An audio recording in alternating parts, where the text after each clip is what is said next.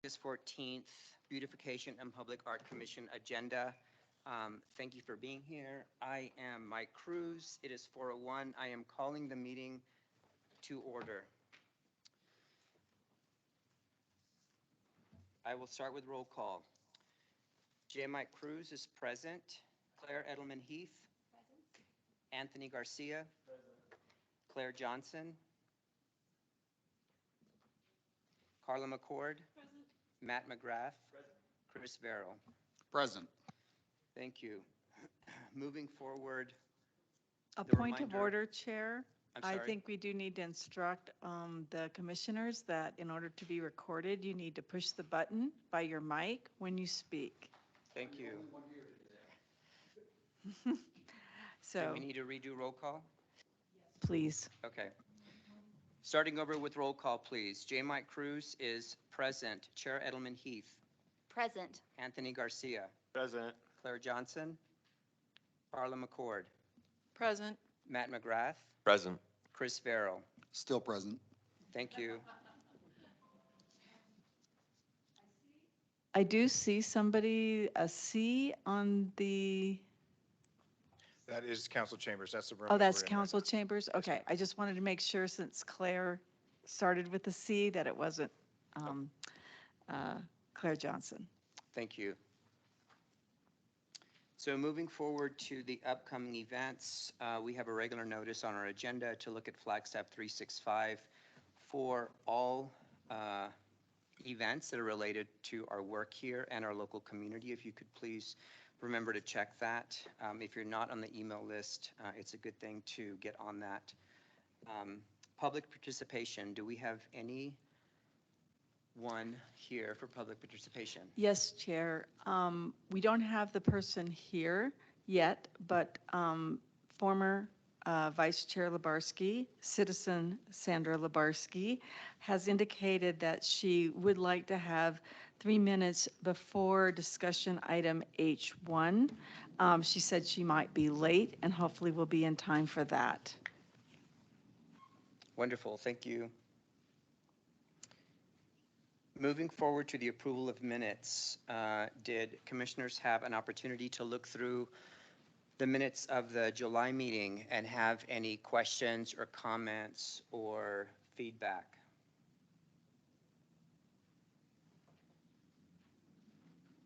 If there are none, may I entertain a motion to approve the minutes as submitted?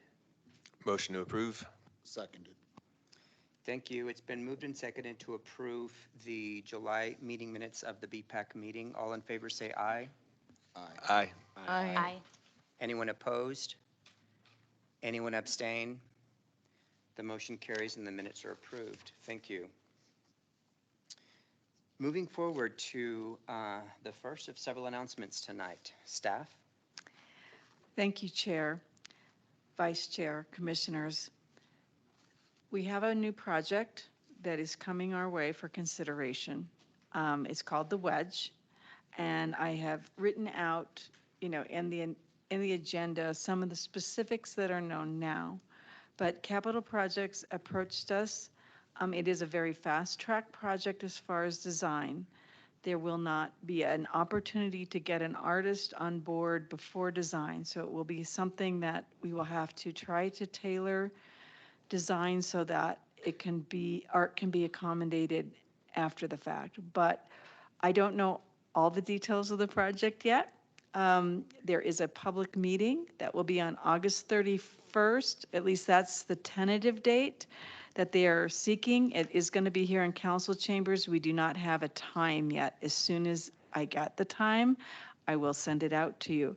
But they will come back to us in September and present more fully what is known about the project. They are still engineering the walls, so what kind of wall, what kind of fence, what kind of everything is still not determined. We're hoping by the September 11th meeting that it will be known. So obviously this will be on the August retreat, the October BPAC retreat. And so we will get much more information, but I just wanted to give you a heads up. Very fast for us. We just learned about it And so we're getting it in front of you as fast as possible. Thank you. Any questions from the commission? I have a question. There are a couple of spaces along Lockett. In particular, there's the new drainage that was developed that goes down through Sunnyside from Lockett that has a big chain link fence around it. It's pretty ugly. My hope would be that we could look at whatever we're doing over at the Wedge and try to unify those two items and maybe find also in BPAC's agenda a way to address that big ugly chain link fence. It's pretty visually impactful along that street, and there are definitely a lot of businesses and homes that are trying to do what they can with all the sandbags and everything else, and the fence just adds to the lack of beautification. Well, we will certainly, let's bring that question up first to capital projects, but then it can be part of our discussion at the October retreat, because as we move to hire an artist, perhaps it can be incorporated into the scope. We don't have a full scope yet. We don't have a budget yet.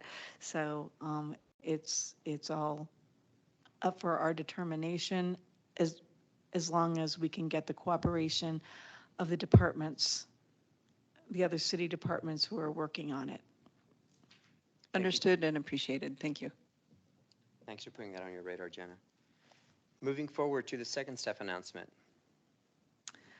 Yes, so staff has been in the process, Susan Hardiman mostly, out scouting new traffic cabinet locations. But we want your help too. We want your input too. So please, if you see a traffic signal cabinet that looks like it could really be a good canvas for our art wraps, please let us know in a fairly timely manner. But please don't send us the obvious ones on Route 66, Milton, and Fort Valley Road. We do not have ADOT's permission yet. We are seeking ADOT's permission. We know about all those gems. We're waiting and biding our time until we get the permission to do those. But if you see maybe a neighborhood where you know we haven't gone, something that just has a lovely cabinet that's very simple, maybe not too complicated with a lot of meters on it, send it our way. Questions or comments about that announcement? Thank you. Moving forward to the third announcement. Yes, so per request for a potential new project discussion, Commissioner Garcia had brought to our attention Ponderosa Park was undergoing design. But the Army Corps' grant is not yet set, and Parks has told us that they are not going to be planning the park piece until next spring or summer. Therefore, we had initially asked them to present here in August for a new project idea, but it won't be going forward this year as a new project. Just a quick question. So would it be appropriate to discuss that for budgetary reasons at this next upcoming budget since it's slated for next year, or should we just wait till they come to us? We can discuss it as far as having enough money in future projects line item in order to accommodate design. Thank you very much. I hate to add any more work to your guys' load. You guys have done such a good job keeping up with the vast workload that we have. But this is definitely something that's going to happen next year and definitely needs to have some of our input. Thank you. Any other comments? Thank you. Announcement number 4.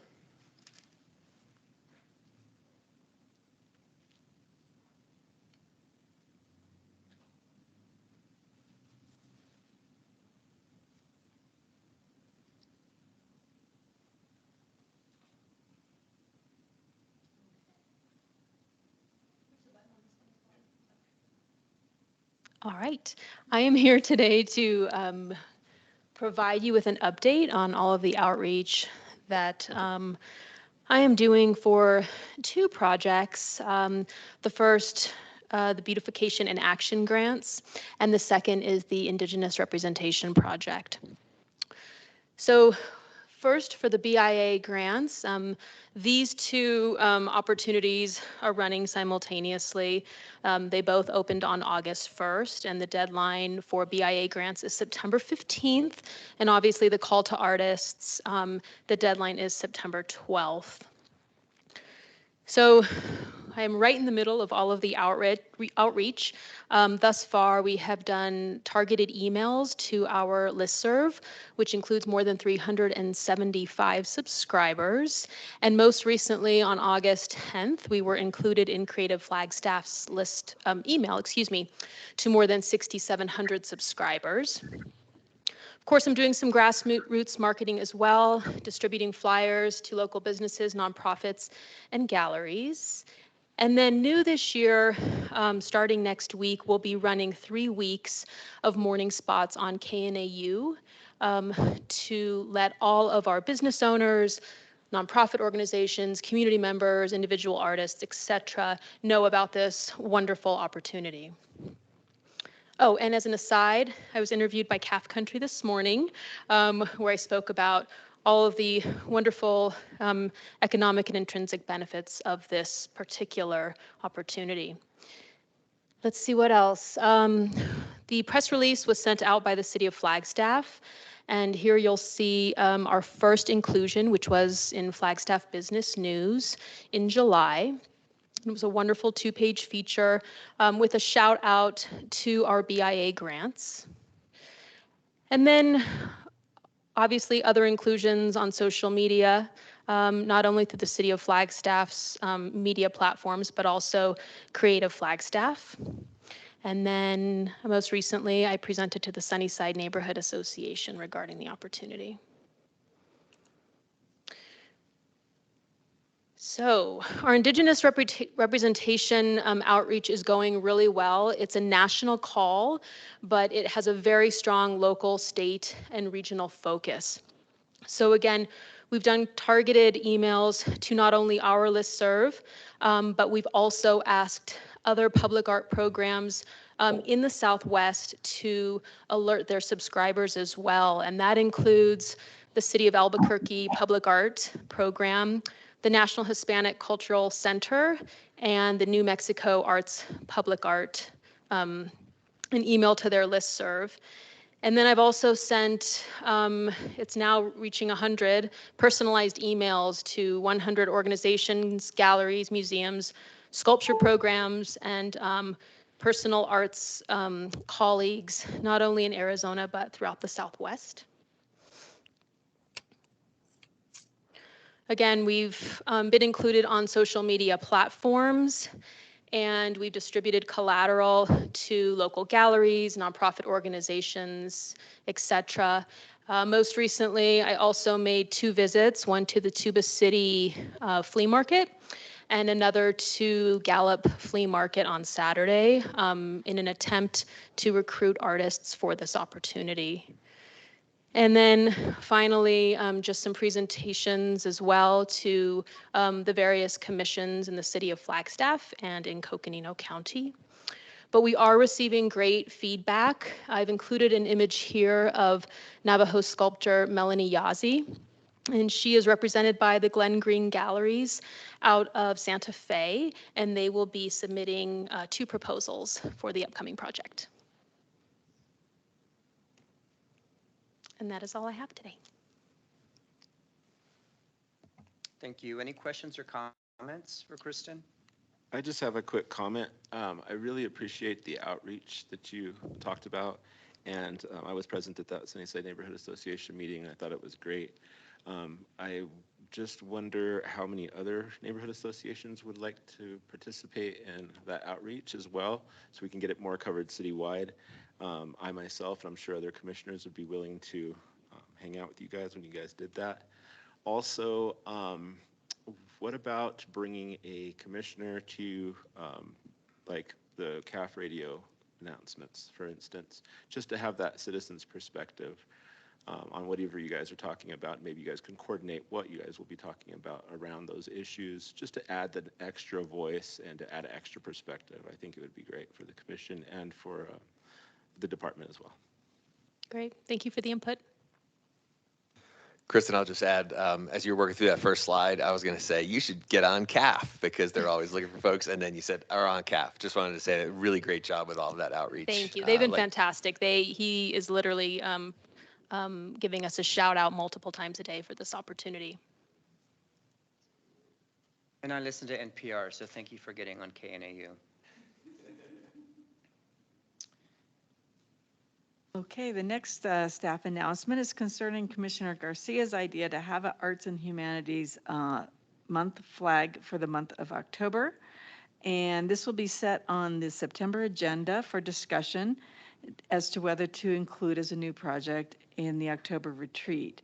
If commissioners have ideas for flag designs or suggestions for staff or the scope of the project, please bring it to the next meeting to include in the discussion. A reminder, though, that the city has a policy on flags. The city council determines which commemorative flags will be flown for the entire year at the last meeting of December of each year. We won't have one designed for this December. It would have to be for next December. So I'm going to invite Commissioner Garcia to lead that discussion in September, since it's his idea. Thank you.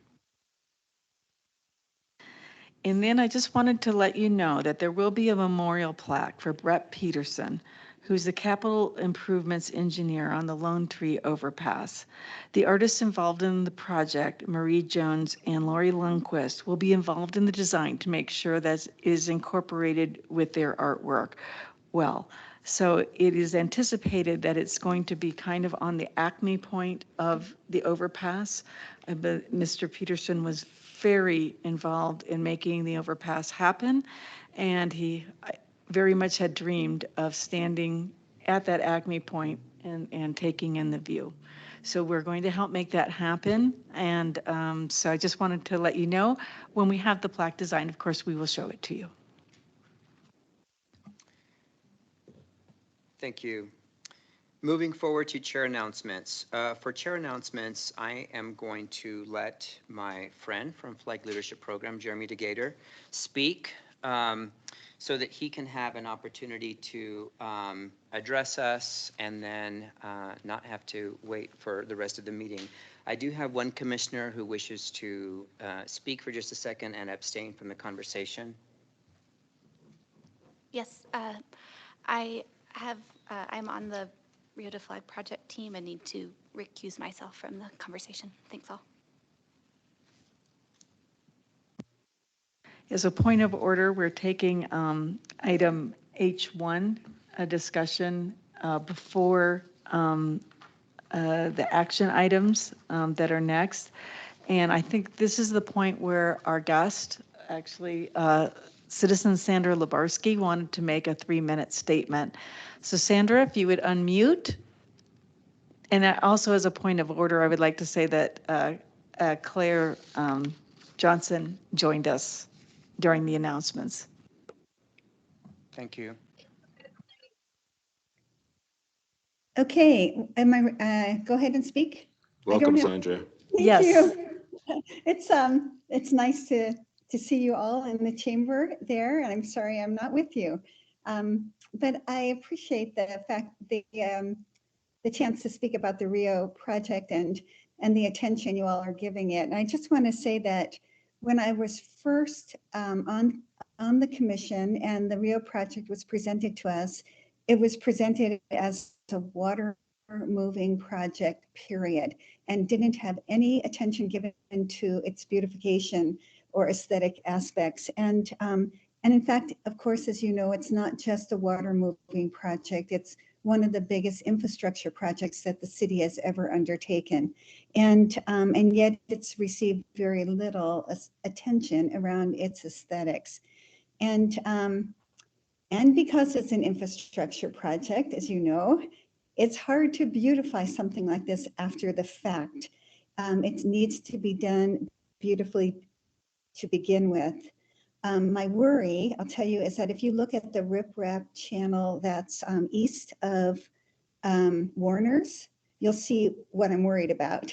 You can also take a look at the flood mitigation project that was done by the county in Mountain Dell, and you'll see again what I'm worried about.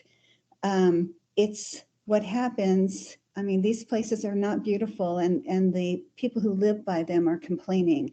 And it's what happens, of course, when you don't get aesthetics right built into the infrastructure. So I'm very grateful that Jeremy's here to talk about the riprap and at least this portion of the project. And I'm very grateful to BPAC for taking it up as well. So thank you. I look forward to hearing to seeing these slides. Thanks a lot. Thank you. You may proceed. Thank you. Good afternoon, Chair, Vice Chair, Commissioners, and staff. My name is Jeremy DeGator. I'm a Capital Improvements Project Manager with the City of Flagstaff, one of the many project managers currently and past that have worked on the Rio de Flag Flood Control Project.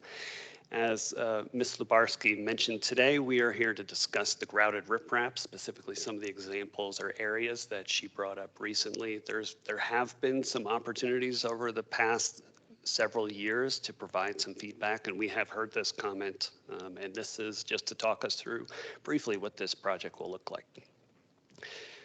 At a high level, I think we're all familiar with the Rio de Flag project. At this point, we've been broken up into two phases. Everything in red that is south of BNSF tracks, that is phase one. We are approaching, we hope to do our Army Corps of Engineers, it's called ATR, Agency Technical Review, submittal later this week. Actually, this is one of the final design reviews that the project will go through. So this will be one of the final, I guess, comment periods where the city will be responding, reviewing plans, and making final changes and adjustments to the plans, specifically for phase one. We'll be reviewing the larger project as a whole, but phase two will lag by several years. Specifically, we're here for grouted riprap. That's the discussion today. Within the Rio de Flag project, there are three principal locations where grouted riprap will be seen, and those are kind of highlighted here. We'll walk through these in a little more detail here in just a little bit. As was mentioned, as one of the examples of what we don't want to see, this is what we call the Butler Tunnel. So this is just adjacent to Warner's Nursery, just south of Butler Avenue. This was completed back in 2017, and this is riprap that has had a top coat of grout applied to it. And just to put this in perspective, this was from when it was brand new, what it looked like, and this is from just last week. So there's been some level of naturalization, but minimal at best. So we recognize this is, and we've heard those comments, that this is not what we want to see moving forward for other portions of the project.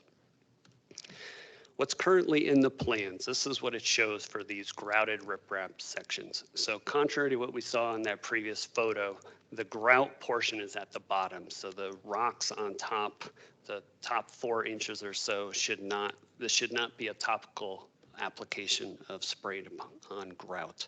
So really the amount of concrete or grout that's exposed should be little to minimal. We don't have any examples currently here in town of what this will look like, but this is more representative of what it would look like. This is just outside of City Hall here along the Rio Channel. This is work that was just done by EDOT within the past several years as it completed their section. Obviously, riprap is largely governed by what local sources are. And at this point, the Rio de Flag is planning local sources. There may be rock generated from the actual excavation of the flood channels themselves. And currently, the Cinder Lake landfill and some of the excavations that they have ongoing for their cell excavations for expansion of the landfill are also candidates for the source of the riprap material. The first area that we want to highlight is going to be where the open channel on the upper reach section of this goes underground. So we transition from an open channel on the surface to the underground box structure. And this occurs roughly at Bonito Street, just south of Flag High and FJA. What's shown on the plans here, and we can kind of walk through this, we've got Bonito Street, Elm Avenue, the Bonito Community Garden is here on the east side of the street. This is the section here of the grouted riprap. It is 100 feet long, and it is effectively this transition structure from the open channel into this underground box structure. Now, anytime that we transition from one of these regimes of flow, open channel to underground, this is a significant energy change. And so having a hardened, reinforced transition section is important. And that's effectively what these grouted riprap sections are accomplishing. The next location is part of phase 1.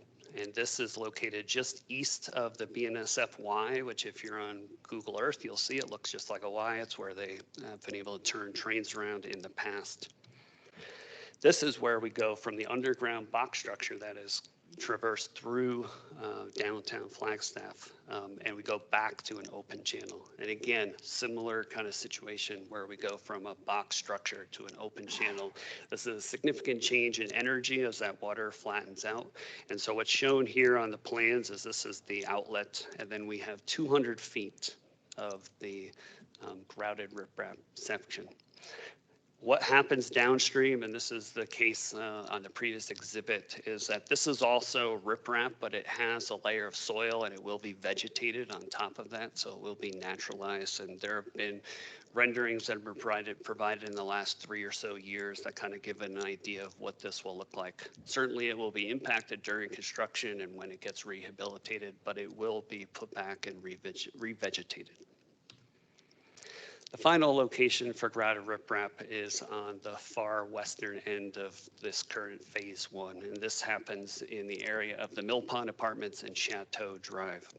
So this is again another situation where we actually go from an open spread kind of flow into, at this case, this is actually just going to be an open rectangular box that will be concrete, and renderings have been shown of this. And this is a much less substantial area. So this is only about 45 linear feet of this grouted riprap. Again, just the change in flow regimes as we approach and go into those channels. This is a little bit of an aside, but we have been listening to a lot of the questions related to aesthetics, and we can certainly talk about what some of the low flow and some of the other naturalization that is going to occur, particularly with this upper reach by City Hall towards Francis Short Pond. We try to minimize retaining walls throughout the project, but there are some places where it's needed.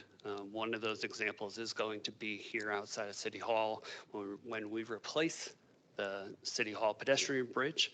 And at this point, we have committed to some form of beautified retaining wall, which at this point we're imagining, and one of our commissioners who's recused is working on this, but we are looking at some kind of riprap, beautiful version of a Gabion wall that can be naturalized and so on.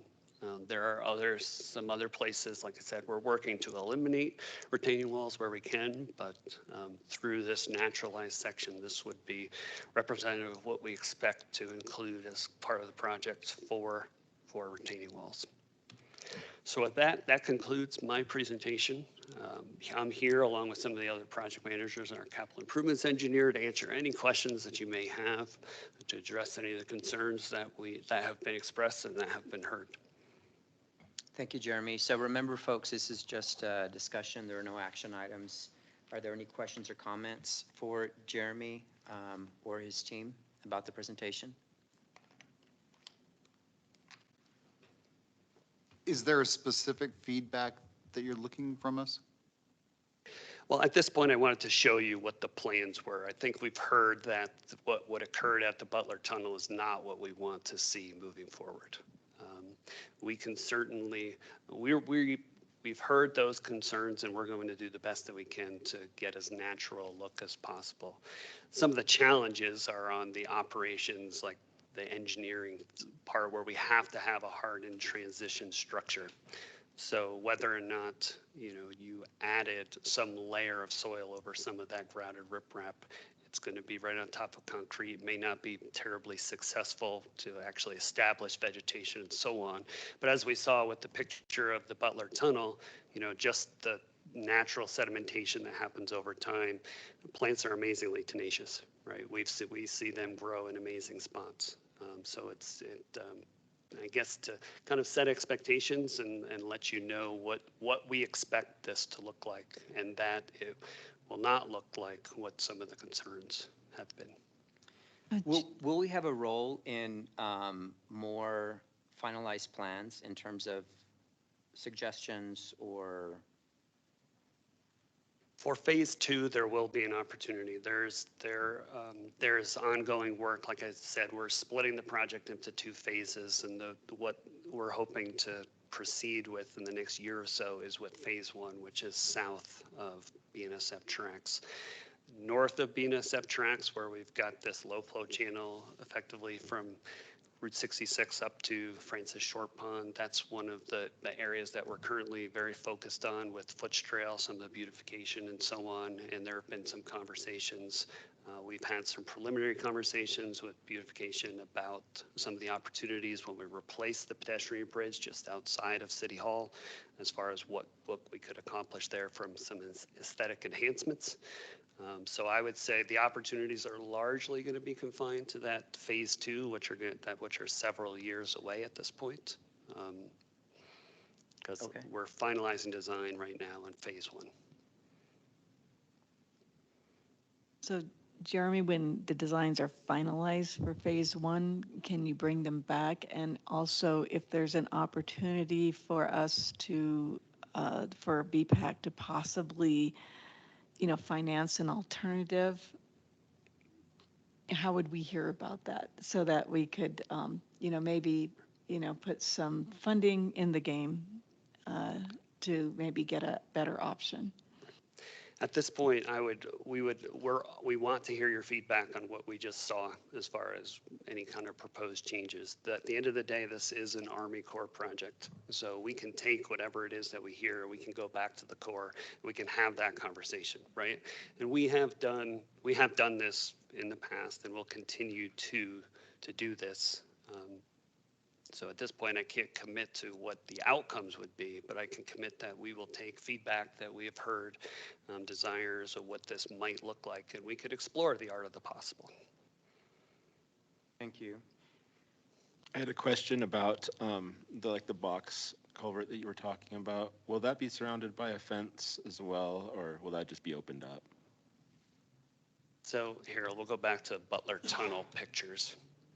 So it will, similar to this, like those are safety fencing for fall risk and so on. I would imagine, I don't know, I can't speak to what's exactly in there. So I recognize that could be a aesthetic enhancement, and I don't know that level of detail as what is currently planned for that fencing. Okay. As you heard earlier, we had some issues with the aesthetic of some of the fencing, and so if you could just kind of hear that as you move forward on this project. Also, so what I'm trying to hear here is that this part is funded pretty much solely by the Army Corps of Engineers. So all we could do is ask them to be amenable to our demands, but since we don't have money in it, we can't really do anything. Thank you, Commissioner. It's not that simple. So there is a cost share between the project where the city has a share portion, and there are betterments, which is where the city is funding those. And so, for example, the low flow channel, that enhancement, that is a betterment that we're adding to the project, and the city will be funding. So there are opportunities for us to fund betterments to the project. And those will be explored in phase two, or will they also take part in phase one? Time is short for phase one, but now is the time to, if there are ideas about what that might look like, the proverbial low-hanging fruit, I would say now is the time we can take those comments back to the Corps and see what's possible. But the opportunities are significantly greater for phase two. Yeah, I'd like to just add on a little bit to the fencing commentary, which is just that there are a number of channels and box culverts and other things that are being added across the city right now in various neighborhoods. And this may be an opportunity to create a unified plan for organized city fencing aesthetically, so that maybe we can get some bulk efficiencies out of that. But it's an opportunity to create something across the city that looks a little bit better and maybe takes the heart and soul of the impacted communities into account. Thank you. Yeah, that fencing could use some help.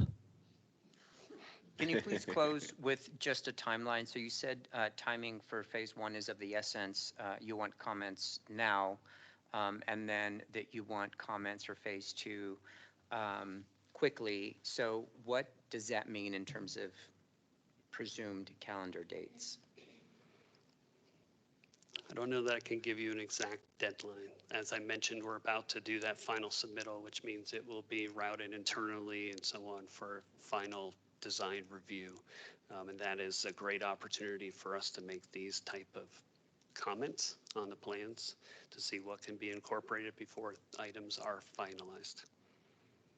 And to your fencing point or question earlier, one of the challenges with this is that this is safety, right? So it has to meet the 4-inch sphere test and so on. And I think we have come up with several alternatives that are, I guess I'll say Flagstaff or Foots Trail kind of fencing inspired. So what exists at the library entrance, for example, right now, there's a portion of that safety fencing that would technically meet those guidelines and specifications, but has a much better I really appreciate that. And also just want to recognize the years of work that go into these projects.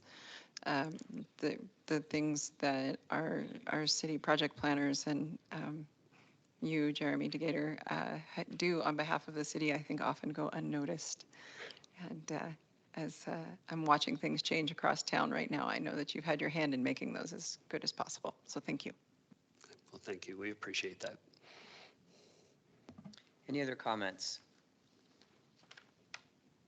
Jeremy, thank you for your time. We appreciate you being here, and we appreciate your work. Thank you. Moving forward in the agenda, are there other commissioner announcements at this time?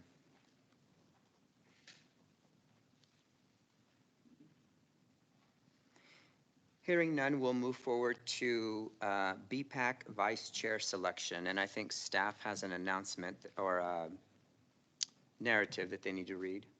Yes, a point of order after consultation with the city clerk. Commissioner Garcia at the last meeting nominated Commissioner McCord for vice chair. To be elected, there will need to be a motion to elect Commissioner McCord for vice chair and a second within this meeting, led as normal by the chair, like any other approval. But first discussion, which can include a statement by Commissioner McCord about how she sees herself fulfilling this role. So even though we've already had a nomination, we still have to have a motion and a second, just like any other motion and second. Thank you. I move to nominate Carla McCord to the position of vice chair of BPAC. I'll second. Thank you. It's been moved and seconded to nominate Carla McCord as vice chair of BPAC. At this point, do you have any discussion? Thank you for the nomination. First of all, I really appreciate that.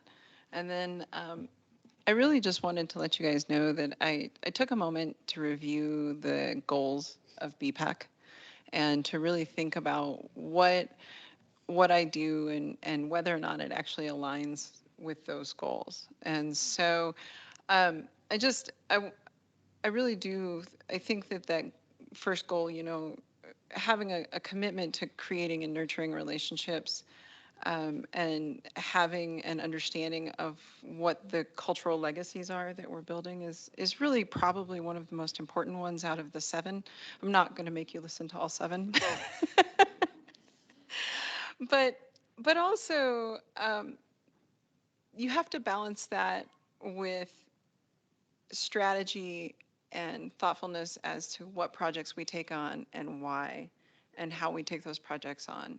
And I feel like, just my experience on the aesthetic side of things and then also my experience with just some very boring things like reading city council minutes and understanding how RFPs work and understanding the allocation of staff time, that hopefully what I contribute to BPAC is a little bit of balance. And I really appreciate that I get to be on this commission. It's my very favorite thing. So thank you. Thank you. Any questions or comments before we vote? All right. All in favor to have Carla as vice chair of BPAC? Say aye.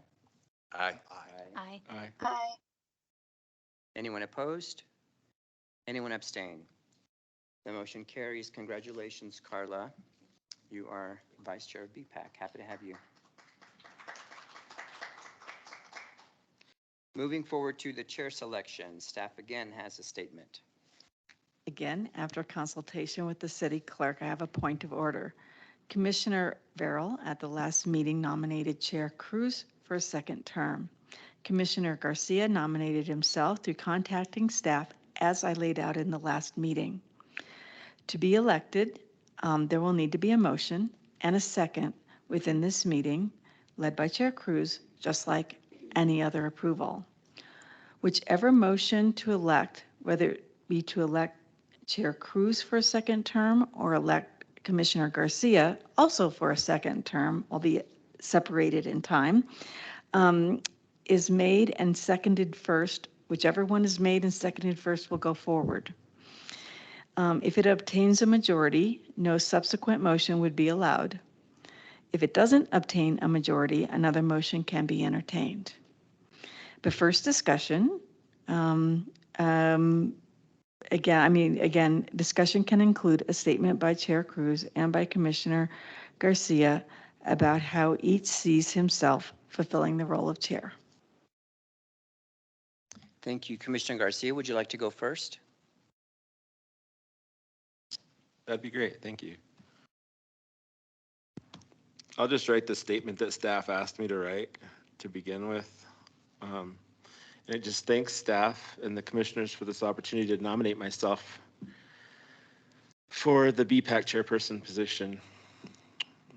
It has been a BPAC tradition to vote the most senior member in their last year of their role and their term into the chair position. While in my case that only exists for 9 months, I would like to keep this tradition alive by asking you guys to accept my nomination and potential vote today. But beyond tradition, I am seeking chairmanship to help bolster and embolden the communication during the meetings. Leadership is something that I do well, and I'd like to make sure that all voices are heard. That's my goal. I'm pretty good at creative communications and in conversational group settings. Inspiring these conversations is often what initiates change and alternative perspectives that we rely on to cultivate a better community as we progress. I am a change agent and a thought leader within our community, and as chair, I would like to help nudge others to find that light of change within themselves. I'm also at the point in my livelihood where I could be ultra present and very visible as a team leader for the Beautification and Public Art Commission. I would like to thank Chair Michael Cruz for the important work that he has done over the past year as chairperson. Mike, you have inspired me. And you have added a gentle touch to our commission that add balance to between staff and community, which was very important. I am really grateful for your role. You have done some amazing things behind the scenes and at the dais. Your leadership has been a vibe that has been well received and greatly appreciated by myself. You are such an asset, inspiration, and benefit to our community. I am very confident your leadership will rise to the top of this commission again. And if elected chair, I will be leaning on you to continue your work behind the scenes, which you're so good at, and your future action ideas. And I wanted to make sure that the commission knows that we're doing some great work here for the future generations of Flagstaff. And to take this moment, if nothing else, to embrace the accomplishments that you all have taken part in and that you all will take part in the future for change. Beyond that, I mean, so I, in the past year, have enjoyed watching Michael, his maturation and seeing things transform.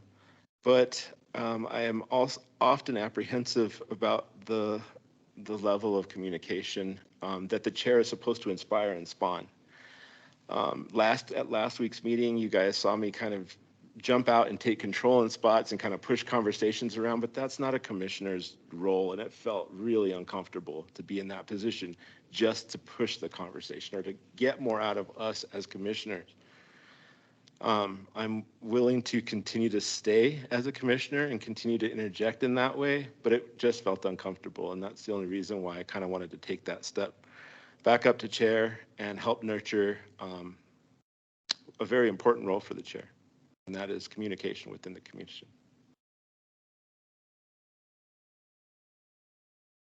Yes.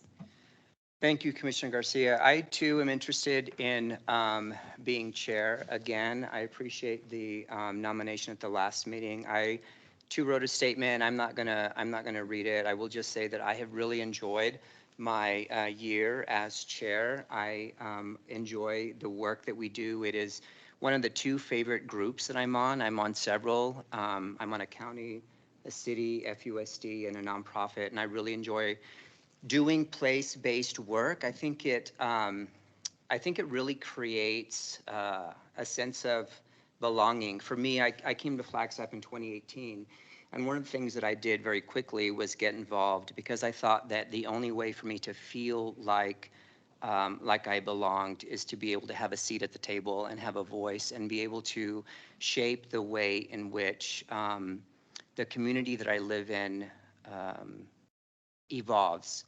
So I've been very happy serving on this group. I really enjoy the collaborative work with city staff. I've been on several hiring committees.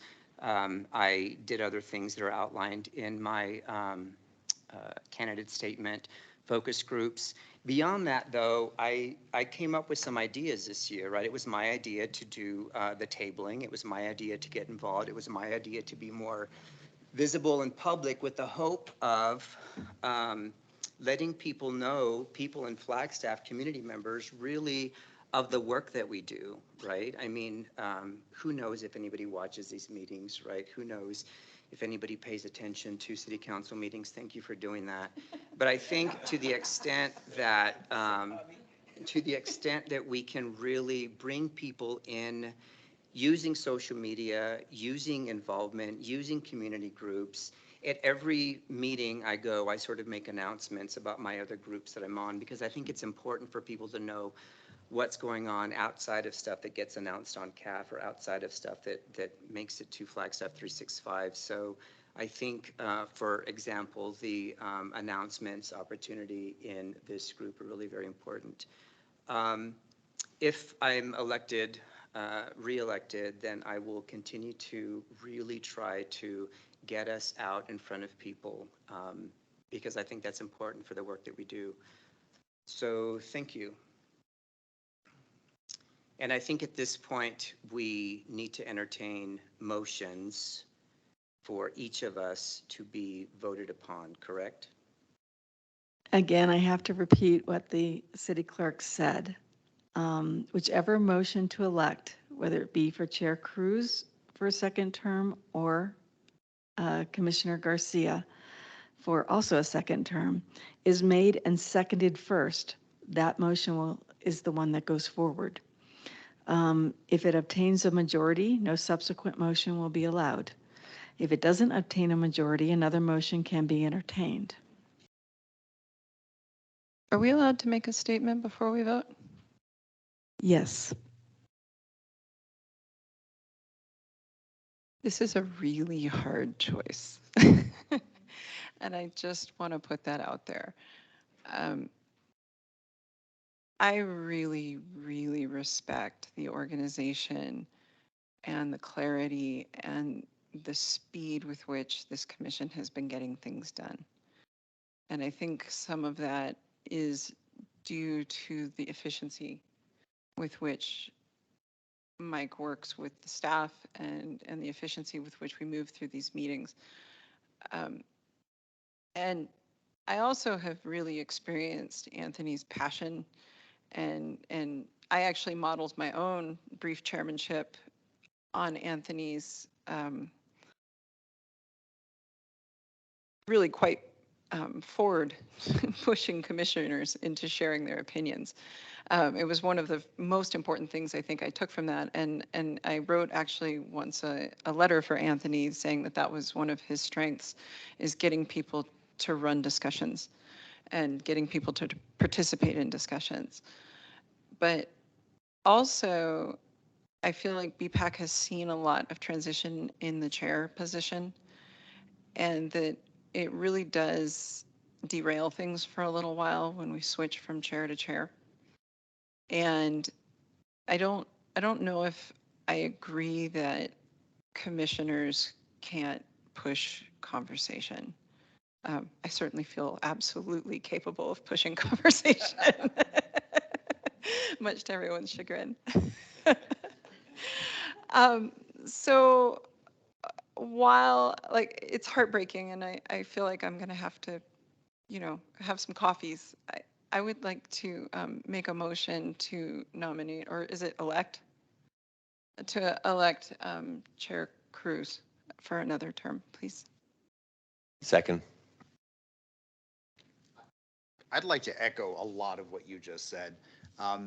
We are blessed with a wealth of riches in the two of you. So my thanks to both of you for putting yourself forward. You're not making this an easy decision.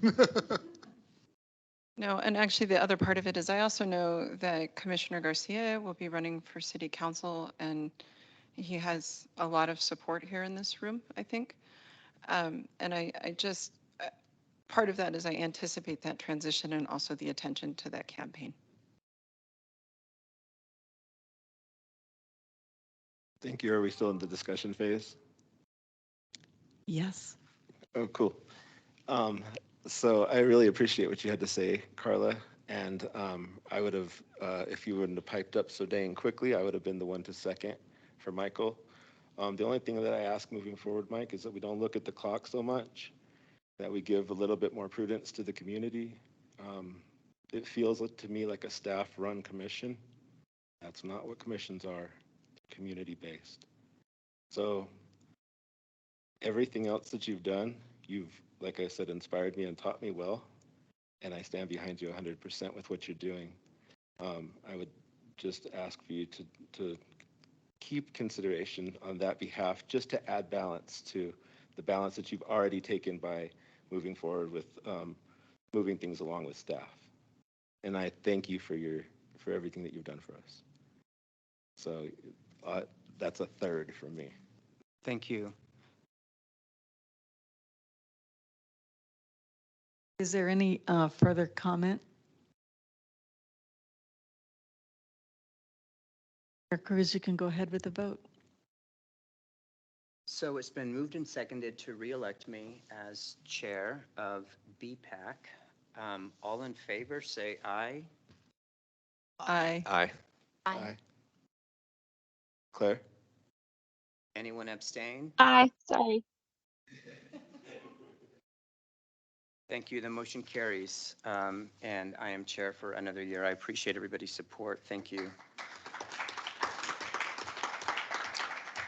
So we've gone through the BPAC input on Rio de Flag. The next discussion item is completed projects of fiscal year 23 with city staff.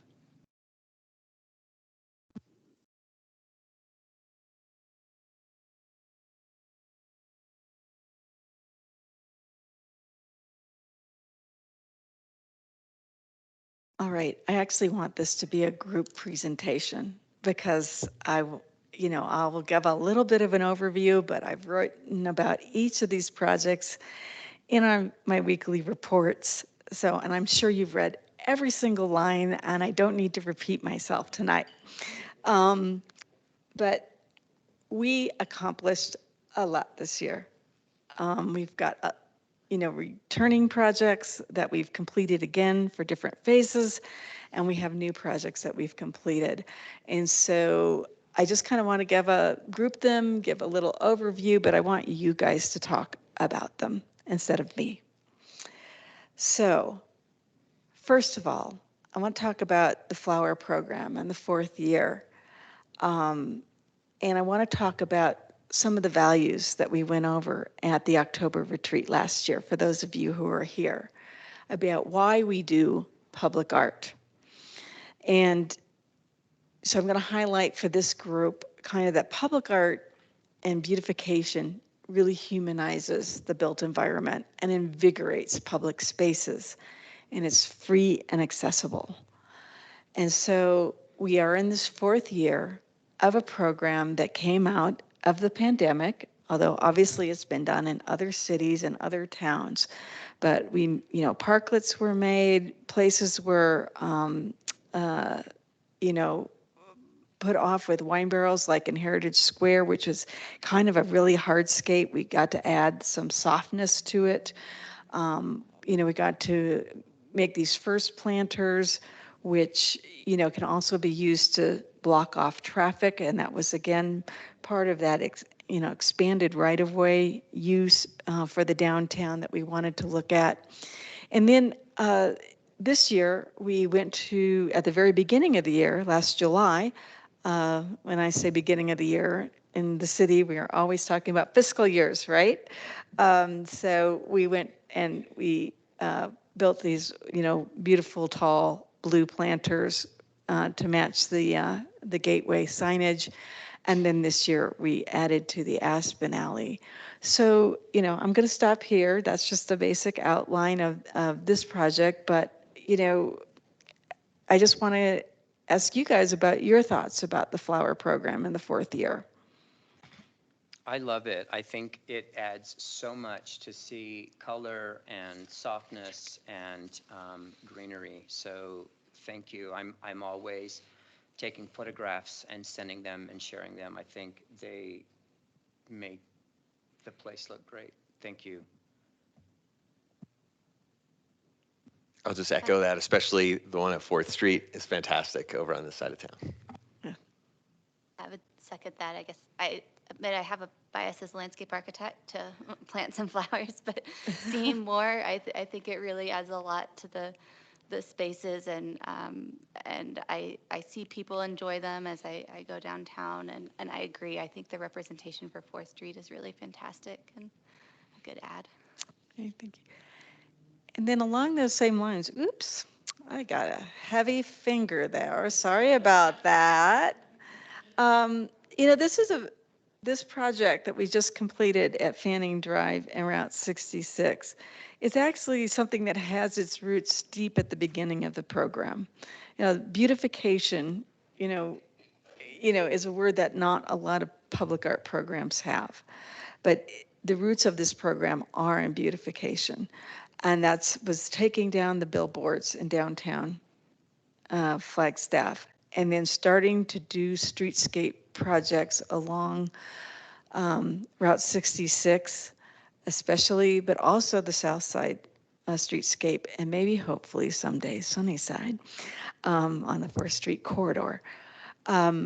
So it is really, this project may seem small. It's just a little, kind of pork chop area, at Fanning, but it is the Route 66, kind of park. And, these little plants now will bloom with a little bit more rain and fill out, and we have critters already. So this may seem little, but, it's over a $200,000 project.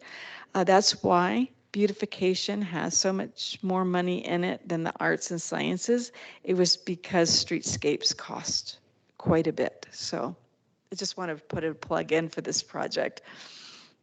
I actually had a conversation about this project today with a business owner on 4th Street that expressed how much they liked it and how much they hope that those things continue across the city. So it's a great example. Yeah. And we do have 2 more little areas that are coming up in our projects that we'll be prioritizing and are up for fiscal year 25. So we'll be discussing them more at the retreat. So we don't want to leave these projects behind as we do kind of more grandiose things. Jen, I'll just say, first of all, I love you describing it as pork chop. That is awesome. But this location is outstanding. It's a great project. It's a small little piece and kind of forgotten between 66 and the railroad tracks, and it could just be left a mess. And we've seen plenty of other places like that. Also, there's a bus stop right there on the left that you're missing in the photo. And standing or sitting and waiting for a bus on 66 is no great shakes. But for folks also using that public transportation, this is such a better place to spend a little bit of time while you're trying to get where you're going. And I'd agree with what's been said, and also just want to say, you know, it is beautification, but you're adding things for pollinators, and that's a gap where historically there hasn't been something for the environment, that now there's something that's both beautiful and supports our natural world. So, big fan. I'd add to that that simple things like the Route 66 sign or the historical Flagstaff on the flower planters earlier start to give Flagstaff more of a there, which I think is important for identity purposes too.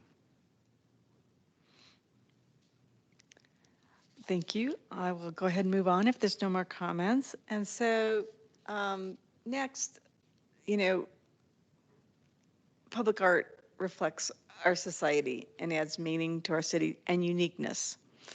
And I think that that is really exemplified in our phase 3 of the traffic signal cabinets. Each artist is interpreting an area of this of the city, and each location has a different community, and each of those communities was reflected in the selection panels. And so yes, they each are very different, they are each unique, but that is on purpose. This is where the eclectic side of Flagstaff gets to shine.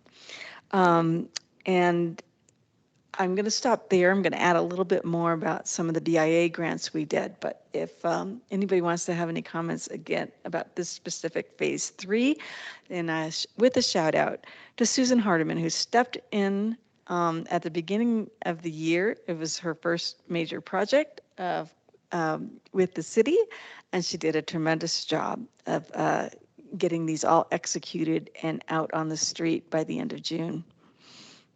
I think those are lovely. I don't know how many of the selection panels I've been on, but every single time I drive by one, I just smile. And when I drive by one that isn't wrapped, I think, why haven't we wrapped that? It's such a beautiful way to create art in a space where you need some really unattractive functionality. And I said in this group several years ago, I think it was, we were looking at the Phoenix aqueduct, and I called them dragons, and you said they were horses. But I said one of the things that I really appreciate is when a city takes something that it needs in terms of function and beautifies it in such a remarkable, memorable way. And so this definitely speaks to one of the reasons that I love being a part of this group, is because it's just such a neat way to create something aesthetically pleasing where there was not before. This is our best round yet. I agree that it's probably our best round yet. And also now that we're into the third round and there are more and more of these, I'm hearing from more and more people in the community about them. And then also it's an end and then start talking about BIA grant opportunities. So I think this is just raising the profile not only of our program in general, but we'll kind of continue to build more returns as we go forward. Yeah, and I have to do a shout out also to Claire Johnson, whose knowledge of the different pollinators and which ones are, which butterflies are native to Flagstaff and which ones aren't, was really an illuminating conversation when we were in the selection panel of Beulah. So thank you, Commissioner Johnson. Oh, I'm happy that my extensive and usually useless knowledge of butterflies can help. I have no knowledge of butterflies, but there's one of these boxes that I've been walking by for months and months and months, and I knew it was on our list, and I kept waiting and waiting, and I know the schedule's going and it's wonderful and things are in motion, and then the moment it was done, I went, yes, that worked exactly the way it was supposed to work, and the intersection is much more beautiful, so well done. So with Commissioner McGrath's comment, I want to go over some of the projects in the same vein that were done with BIA grants. And here, you know, this program is one step removed. These truly are initiated by community members, whether it be a nonprofit, whether it be an artist, or whether it be a business or a school. We have lots of different projects. So we have the Willow Bend mural at the Willow Bend Environmental Center. We have this, I think, beloved by Commissioner Verrill. The DBA, Downtown Business Association, took it upon themselves to really help convert this alley by just wrapping that piece. It's amazing the difference that it made. Then I expect some comments by Commissioner McCord for the Puente Tejoso project, as well as the Grand Canyon Youth. And these really stand out to me as Sunnyside projects where the community members really knew what their neighborhoods needed and stepped forth and really made an amazing difference.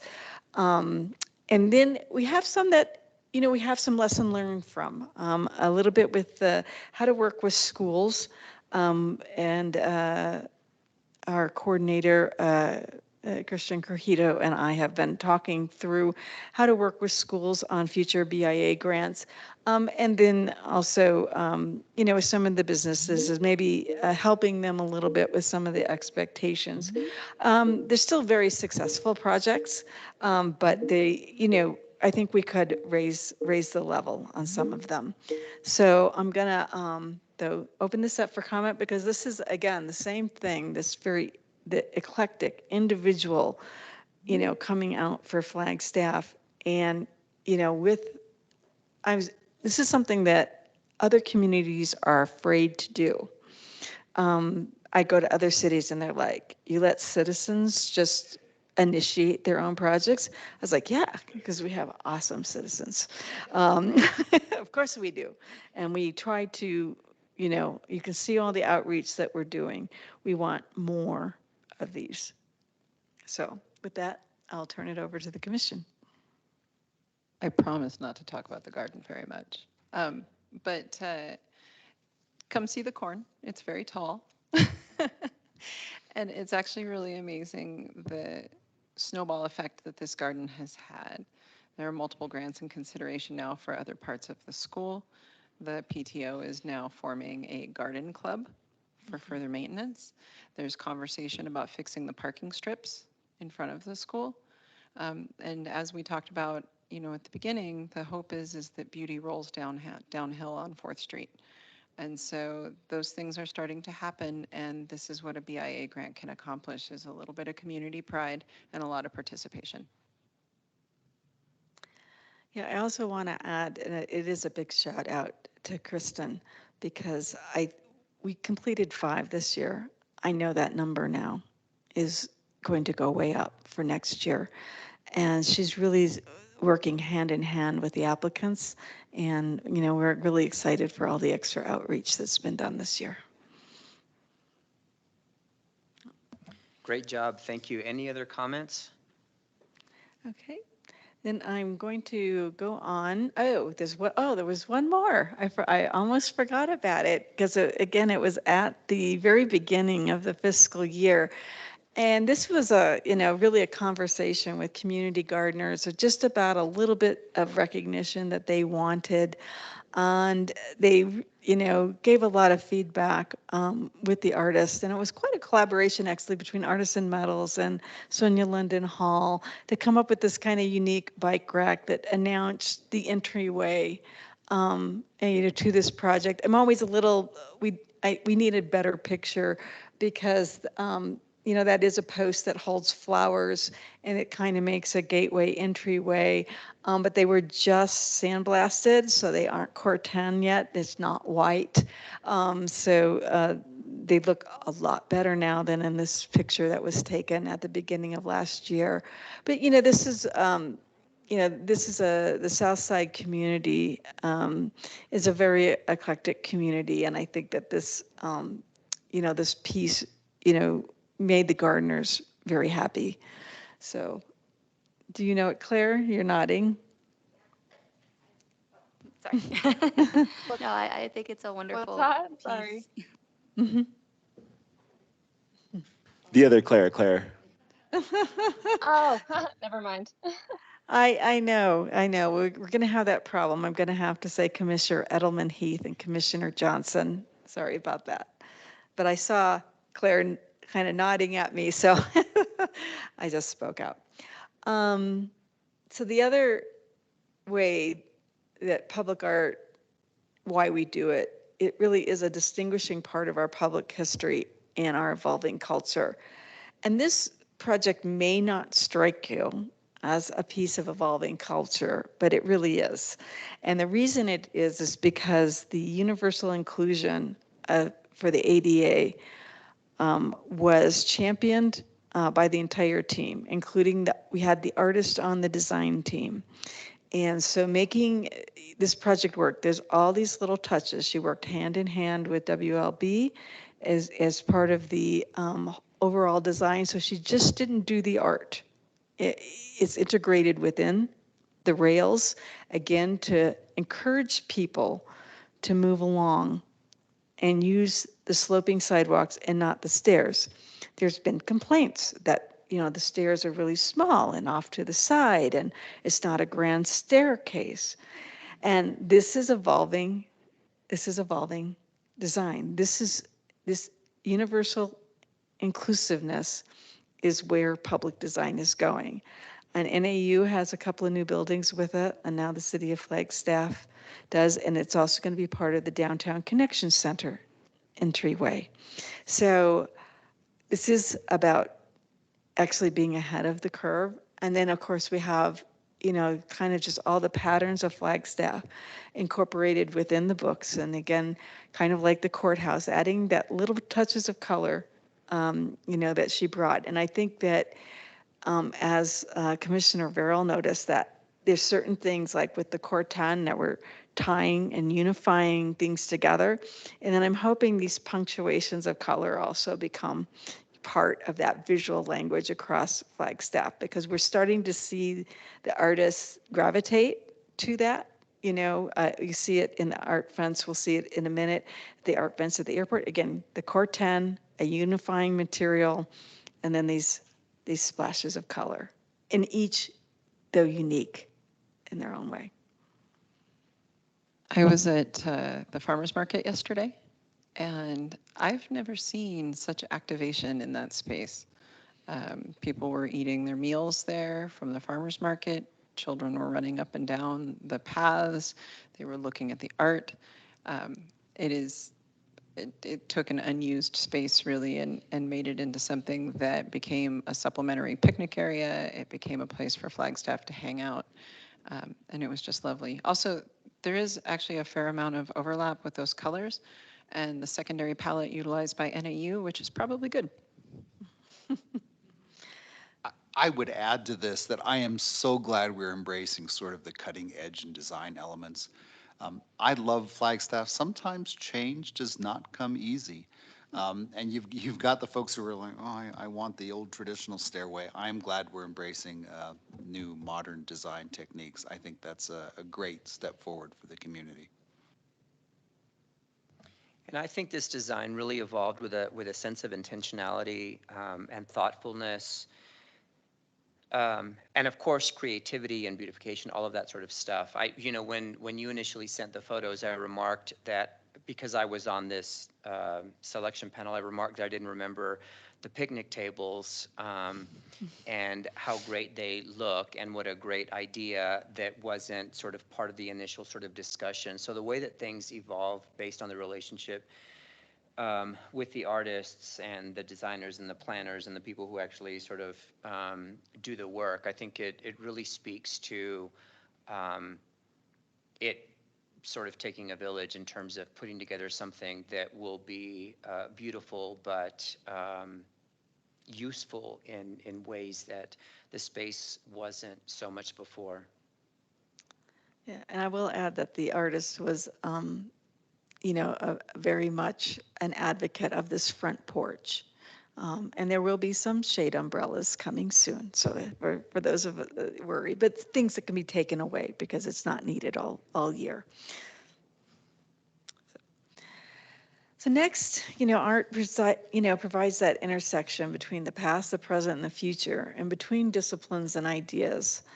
And I'm going to just call on Commissioner Farrell to talk a bit about what was achieved and the type of projects that excelled at, ArtX. It was a pilot. It's something that, we're hoping to build for the future. This program has been supportive of. We know it's a risk, anytime you try to launch a festival is a risk, but, you provided, seed money to get this going. I brought in a picture, I think, of one of the projects that got most highly rated, which was Envision. And I think it invited people into a space maybe they weren't used to going into, and it really seemed to really move people.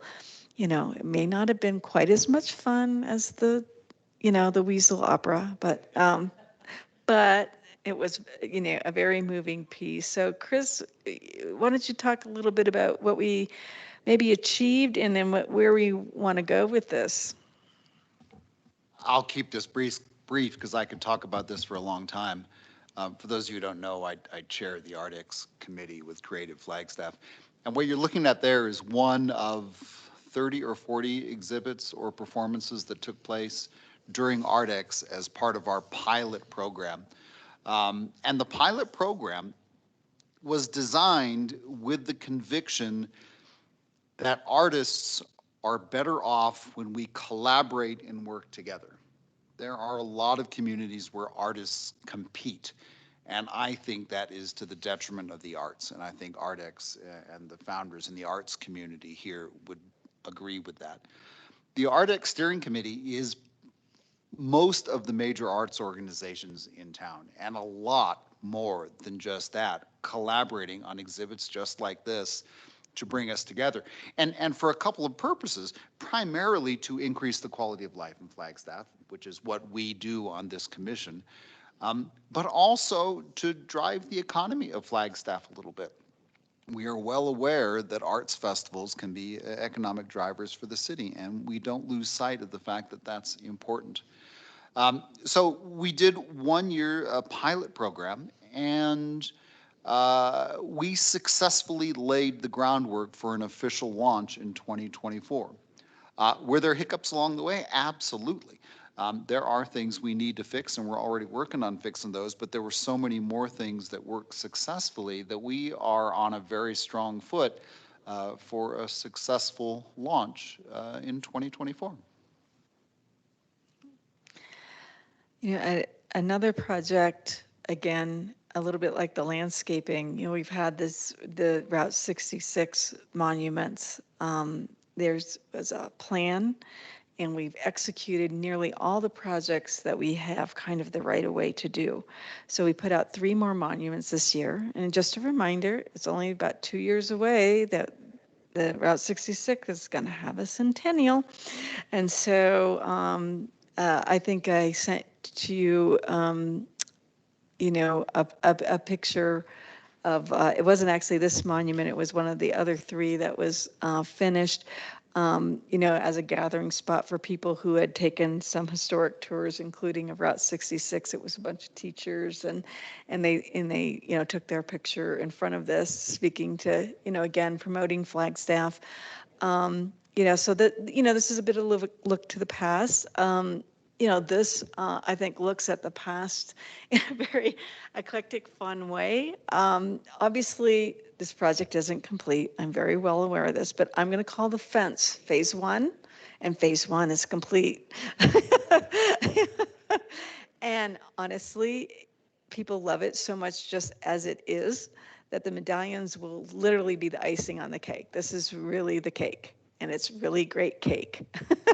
And we have the brochure out there so people can read about the different aspects. And we are working on the medallions. The RFIP to install the new medallions is out, and we should have them in maybe by Veterans Day. So, really hopeful there.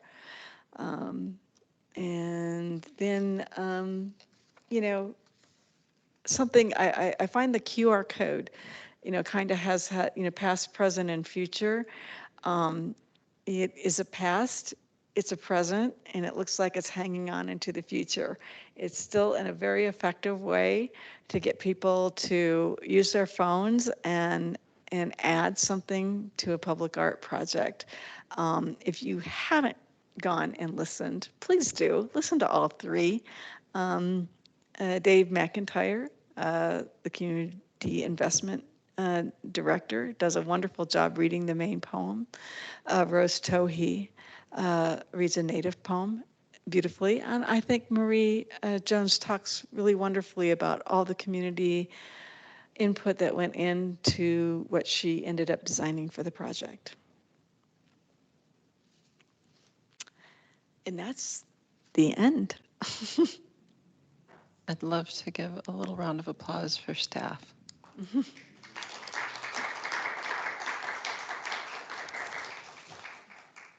Thank you very much. The airport project is really, really nice, the fence. And thank you for the update on the medallions. I think I email you every 2 weeks asking about where they're going. I would like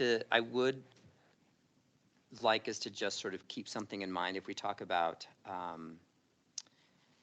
you didn't use the word accessibility, you used some other word in terms of the stairs and the ramps.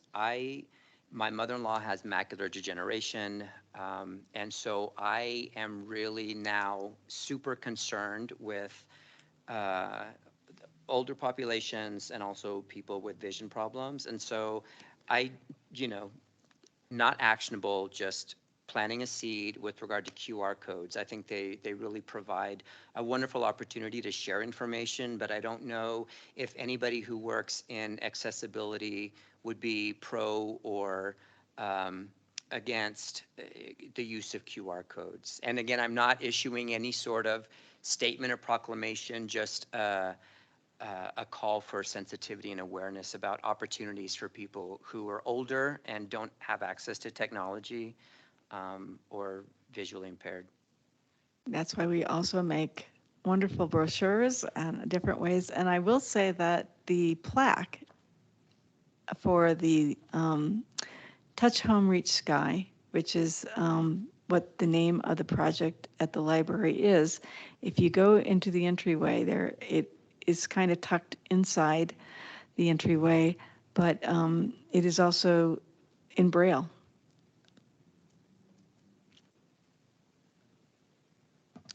Thank you. Any other comments about the presentation? Thanks very much. Great job. Moving forward to the to from items.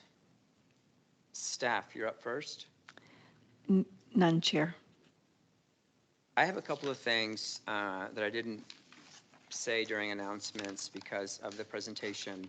So there have been a couple of email messages. One of them came out just today. If you haven't had an opportunity to look at that, Susan is looking for volunteers to table at the 9/1 First Friday Art Walk. Is that correct? Yes, and thank you for mentioning it. But we're already filled. Okay, good. Yeah, I mean, I got responses immediately. Good. So thank you very much. Appreciate it. Excellent. And then the other sort of point of business is there was an email that Jana sent out. So Friday, October 13th is the event in Tucson. Saturday, the 20th and the 21st is maybe Phoenix. And then October 27th, Friday, is potentially our retreat. So just a reminder to hold those on your calendars. Are there any updates for anything that's happening for sure at this point? Yeah, it very much looks like the October 20th is going forward. I'm not sure about the following date of the 21st. And then there may be a conflict with October 27th, so we might have to move the retreat to November 3rd. But I need for Mr. McIntyre to come back before I can confirm that. Okay, so at this point, October 13, trip to Tucson, October 20th and 21st, trip to Phoenix. Correct. Thank you. And possibly moving budget to November 3rd, you said? Yes. Would be the 27th to the 3rd. There's also some half sheets at our tables. If anybody has had an opportunity to see those, notice those, please take them with you and distribute and get the word out. In terms of FSO, on August 20th, we've got our home tour from 11 to 4. We're showing 5 homes. You can get tickets on the FSO website under events. September 2nd is our Sippin' with a Symphony event. That's out at Wiseman Aviation. It's from 5 to 8 p.m. It'll be the second time that we've done it. It's a really neat event with food and drink and a silent auction and most important, symphony music. Musicians are scattered throughout the hangar as you visit, walk around, bid on auction items. And then also related to FSO, September 29th is the official start of our season. I've mentioned it before, and if anybody would like a pair of tickets, I'd be happy to give you some of those to attend a night at the Symphony. The schedule is posted on the website, just as these other 2 events are. Those are my 2 from items. City Council Liaison.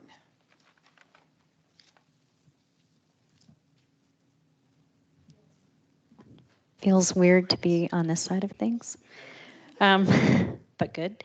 I just wanted to congratulate all of you again for the completed projects. I mean, what an amazing group, and I just cannot believe that we accomplished all of this. It's amazing. I love driving around town and seeing it all, and I talk nonstop about this commission. You do a fabulous job, so thank you. And I wanted to say I was at Art Walk Friday, and having your booth there, I think, is such a great idea. And it's getting the word out and just talking about all the projects that we're doing, and people are excited. And I thought it was great to see the beautification there. So thank you. Thank you. Now we move to additional 2 from items from commissioners. I brought this up earlier, but me and Vice Chair McCord were at the Sunnyside Neighborhood Association meeting where we had a presentation from the staff, and it was really well received. What it did was it inspired a conversation about what the community kind of wanted and their understanding of what we could do for them. And the more we can, simulate that across the entire city, I think the better we'll be off. And I'm here to support you guys with that. Thank you, guys. I would add that ARDEX is accepting applications for those who would like to participate in ARDEX and or be funded by ARDEX. The deadline is September 15th, is that right? I think it's the 12th. 12. Coming up. One of the issues we had last year in the pilot program was not enough advanced planning for some of our artists, so we're solving that problem. One of the other issues we had was that everyone thought that they could only apply for a grant and be funded to participate, but that's not the case. You can apply to just be part of ARDEX, whether you want funding or don't want funding. And the advantage to that is that existing art organizations in town should all be scheduling something for the last week of May of 2024 so that they are included. And all they have to do is a very simple application that says, yes, I just want to be included in the ArtX Festival next year. So get your applications in by September 12th. Thank you. There was an email about that went out, but I don't remember receiving a second or a follow-up. If I want to forward to an artist friend of mine in Texas, should I just send him the website with information? I will do that, and I will have the ArtX person send you some information. Thank you. Appreciate it. Any other 2 from items from commissioners? Moving forward to requests for future agenda items. This is the point at which commissioners can make a suggestion for an agenda items, and if 2 additional commissioners support that proposition, then it moves forward and gets on a future agenda. Vice Chair McCord, I was curious, when you talked about the fencing issue, would it be something that we'd want to look at in a future agenda item, or is there a different approach that you want to take? I'm not sure how productive it's going to be until we understand what the capabilities are and what our opportunities are, particularly in regards to the Rio de Flag. It sounds like city staff is doing some work to figure that out. So I'd like to understand what that looks like, but I know we're going to have the discussion about the wedge soon, and that also we could include the fencing conversation within that wedge conversation, I think. Thank you. Anything else?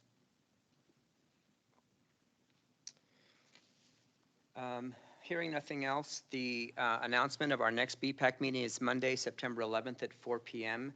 Hybrid, we will be meeting in the staff conference room. It is 5:32, and I will adjourn the meeting. Thank you, everybody.